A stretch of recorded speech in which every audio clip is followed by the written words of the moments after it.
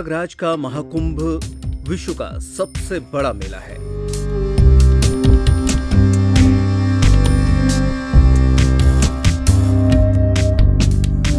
मेले में सुरक्षा के तमाम तरह के पुख्ता इंतजाम किए गए हैं। ऐसे में आग लगने की आशंका भी हो सकती है और उसके भी सुरक्षा के पुख्ता इंतजाम किए गए हैं। अग्निशमन विभाग ने 365 वाहन तैनात किए हैं, जिसमें त्वरित प्रक्रिया वाहन, ऑल टेरेन वाहन, अग्निशमन रोबोट और फायर मिस्ट बाइक भी शामिल हैं। मेला क्षेत्र में 4 आर्टिकुलेटिंग वाटर टावर भी लगाए गए हैं। ये टावर वीडियो और थर्मल इमेजिंग सिस्टम से लैस हैं। भोपाल से भी 6 फायर सेफ्टी बोट प्रयागराज लाकर विभिन्न घाटों पर तैनात की गई हैं। इन बोट में 6 से 8 लोगों की बैठने की व्यवस्था है। 200 विशेष रूप से प्रशिक्षित फायर कमांडो को 10-10 सदस्यों के 20 समूहों में बांटा गया है। ये कमांडो फायर बुलेट बाइक पर सवार होकर महाकुंभ के अति संवेदनशील क्षेत्रों में तैनात रहेंगे और ऐसी जगह पर भी ये जा सकते हैं जहां पर सकरी गलियां हैं। वहां पर बुलेट के माध्यम से ये पहुंच सकते हैं। अग्निशमन विभाग की तैयारियों को लेकर अग्निशमन विभाग के एडीजी पद्म चौहान प्रयागराज कुंभ पहुंचे। वहां पर इस्तेमाल होने वाले अग्निशमन के सामानों की मॉक ड्रिल भी उनके सामने कराई गई। हमने अग्निशमन विभाग के अधिकारियों से भी जाना कि आखिरकार इस कुंभ में किस तरीके के इंतजाम किए गए हैं, जिससे कि आग लगने के कारणों से और आग लग जाने पर कैसे बचा जा सकता है। सैकड़ों एकड़ क्षेत्र में फैला हुआ प्रयागराज का महाकुंभ मेला, और ऐसे में जहां एक तरफ पुलिस व्यवस्था काफ़ी सख्त है, तो वहीं दूसरी ओर इतने सारे पांडाल लगे हुए हैं और उनमें फायर सेफ्टी की कितनी व्यवस्था है, इसके बारे में हम जानकारी लेंगे। हमारे साथ प्रदीप तेवतिया जी मौजूद हैं।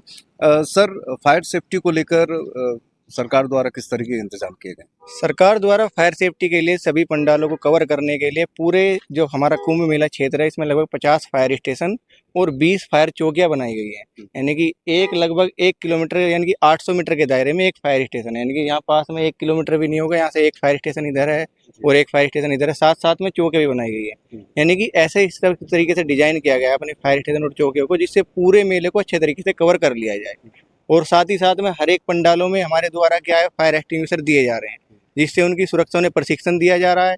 साथ ही साथ में पंपलेट बांटे जा रहे हैं अग्नि सुरक्षा के, जैसे कोई भी ऐसी घटना ना हो, इसके लिए हमारे द्वारा समय समय पर हर एक पंडाल का इलेक्ट्रिक ऑडिट किया जा रहा है, फायर एक्सटिंग्विशर प्रदान किए जा रहे हैं, लोगों को प्रशिक्षित किया जा रहा है। और हमारे इक्विपमेंट जितने भी हैं सब बिल्कुल 24 घंटे तैयार। हर समय गाड़ी को हमारे टर्नआउट का समय लगभग 2 से 3 मिनट में, पूरे पंडाल कहीं भी हमें आग लगी हो तो 2 से 3 मिनट में हमारी गाड़ी वहाँ पे पहुँच जाएगी। हमारा फोर्स 24 घंटे बिल्कुल रेडी पोजीशन में, कहीं भी ऐसी कोई बात होगी तो हर तरीके से फायर फाइटिंग करने के लिए हमारे यहाँ फोर्स तैयार। तो इनको जैसे कि कहीं अगर ऐसे अगर कुछ होता है वाकया, तो उसके लिए बुलाने के लिए क्या कोई नंबर सर्कुलेट किए गए हैं, किस तरीके से? हाँ, अगर किसी को भी कोई समस्या हो या फिर कोई ऐसी घटना है, जैसे फायर ब्रिगेड को कोई बुलाना है, तो आपको क्या है, एक टोल फ्री नंबर दिया गया है और साथ ही साथ में 112 112 क्या है, कॉल नंबर, बिल्कुल ये मान लो सदाबहार नंबर है। आप 112 डायल करोगे, उस पे बताओगे कि हमारे यहाँ पे इस सेक्टर में और इस पंडाल में आग लगी है। हाँ, ऑल यूपी के लिए है और पूरे पंडाल के लिए भी, 112 नंबर आप डायल करोगे तो आपको तुरंत 2 मिनट के अंदर आपको गाड़ी वहीं मिलेगी। तो प्रत्येक वाहन में कितने कर्मचारी रहते हैं और किस तरीके से वो ट्रेंड है, क्या उनकी व्यवस्था रहती है? हमारे यहाँ पर जो क्या नाम है, हमारी जैसे अलग अलग गाड़ियाँ हैं, हर एक गाड़ी के लिए अलग से डिजाइन है। अभी हमारे यहाँ पर केवल क्या है, वाटर टेंडर 2500 लीटर रखा हुआ है। हमारे एक यूनिट में लगभग क्या है, 6 लोग हैं। हमारे पास एक FSSO यानी कि जो हम हैं, हमारे साथ में एक लीडिंग फायरमैन रहते हैं और साथ में 4 फायरमैन, यानी कुल मिला के 6 लोग। जब भी कभी हो, एक ड्राइवर, जब भी कोई इवेंट कोई ऐसी दुर्घटना होगी तो हमारे यहाँ से तुरंत एक ड्राइवर, एक दरोगा जी और एक LF हमारे लीडिंग फायरमैन और 4 फायरमैन घटनास्थल पर मौजूद होकर तुरंत आग की कार्रवाई को खत्म करने के लिए कोशिश करें। एक वाहन की क्षमता कितनी होती है, कितने एरिया को कवर कर सकते हो? इसमें क्षमता इसकी एरिया को कवर करने की नहीं, आग की जितनी भव्यता है उस हिसाब से देखना पड़ता है। जैसे अलग अलग गाड़ी के टैंक की कैपेसिटी अलग अलग है। हमारे पास जो गाड़ी है, हमारे पास 2500 लीटर की गाड़ी है। इसके अलग दूसरी गाड़ी होती है, उसमें 5000 लीटर का पानी भी आता है। उससे छोटी गाड़ियाँ हैं, किसी में 800 लीटर पानी है। और हमारे पास फायर बाइक वगैरह भी है। जैसे कोई छोटी मोटी आग है तो उसके लिए एक बाइक आती है, तो उसमें साथ में टैंक लगा हुआ है, मोटर लगा हुआ है। छोटी आग को कवर करने के लिए फायर बाइक वगैरह होती है। तो एरिया को कवर नहीं, आग जितनी बड़ी है उसके आधार पर गाड़ियों का डिजाइन होता है कि कौन सी गाड़ी की में आवश्यकता है। अगर गाड़ी बड़ी हो, पानी की आवश्यकता ज़्यादा है, तो हमें ये गाड़ी, और अगर जो कोई छोटी मोटी आग है तो वहाँ पे हम फायर बाइक अपने यहाँ से रवाना कर दें। ऐसी कंडीशन में देखा जाता है कि आमतौर पर दहशत बहुत ज़्यादा होती है और भगदड़ वगैरह मचती है, तो उस चीज़ को रोकने के लिए क्या उपाय है? दहशत मतलब यही है, लोगों में जागरूकता होनी चाहिए। कोई भी मतलब कोई ऐसा शरारती तत्व तो भीड़ में इकट्ठा ना होने पाए, उसे अच्छे तरीके से हमें मॉनिटरिंग करनी चाहिए। कोई मतलब झूठी अफवाह ना फैलाए कि उस तरफ आग है, ये है। मतलब आग को बुझाना, आग कहीं लगी है तो आग को बुझाने के लिए हमने हर जगह पर्याप्त मात्रा में पानी, बालू और साथ में फायर एक्सटिंग्विशर आग बुझाने के लिए रखे हुए हैं। आपको केवल उसकी लोकेशन पता होनी चाहिए और चलाने के बारे में जानकारी होनी चाहिए। कोई भी आग हो छोटी मोटी, आप छोटी आग को तुरंत फायर एक्सटिंग्विशर से बुझा सकते हो। यानी कोई भी आग कभी लगती है तो हमेशा शुरुआत में छोटी आग होती है। कोई भी आग कहीं लगेगी तो पहले छोटी होती है। अगर आग को हम छोटी अवस्था में कंट्रोल कर लेंगे तो बाग बड़ी होगी ही नहीं। यानी कि ना फायर टेंडर की जरूरत होगी, ना हमारी जरूरत होगी। केवल लोग जागरूक हों और फायर एक्सटिंग्विशर के बारे में जानकारी हो कि कहाँ रखा है और उसे चलाने का ज्ञान हो। जैसे मेले परिसर में जो लोग आते हैं उनको इस बात की जानकारी दी जाती होगी या सचेत किया जाता होगा कि अपने साथ विस्फोटक पदार्थ ना लेकर आएं। हालांकि चूंकि भोजन आदि की व्यवस्था के लिए जगह जगह लोग अपनी लकड़ियां जलाकर बैठे हुए हैं, ऐसे में थोड़ा सा ये खतरा लगता है।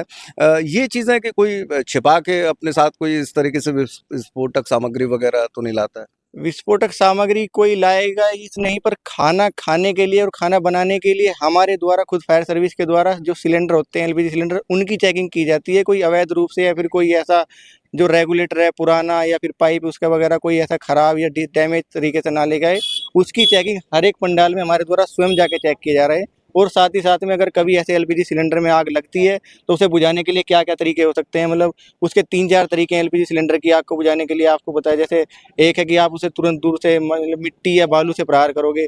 दूसरा तरीका है कि वहाँ पे हमने हर जगह फायर एक्सटिंग्विशर रखे हैं, उसका यूज करके आप उसकी आग को बुझा सकते हो। ठीक है, अगर सिलेंडर में आग लगी है, सिलेंडर लेटने की अवस्था में, तो उसे कभी भी लिटाना नहीं है, जमीन पर उसे सीधा खड़ा रखना है।